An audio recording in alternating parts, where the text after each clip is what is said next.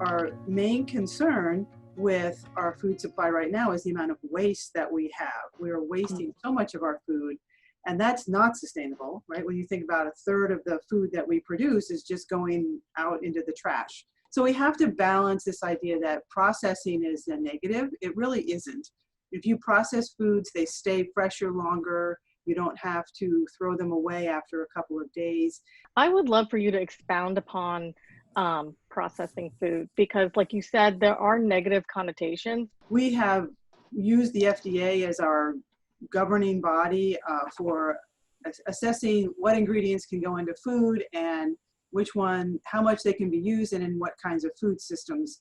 People pick out one or two chemical ingredients on a label, or they look at the food label and they say, oh my gosh, there's all these chemicals in there, I don't want to touch that.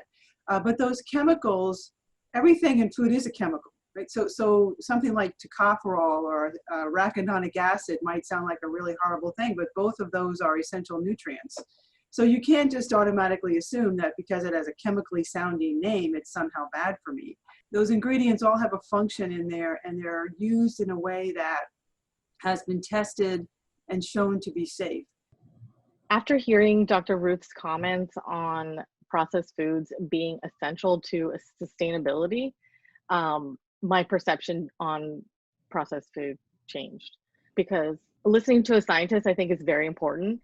And also, I feel like she's right. It is essential to sustainability, because if we only used fresh foods, we have more food waste. And so that really opened my eyes, and it made me think, well, okay, it's fine that I use processed foods in my cooking and my everyday life.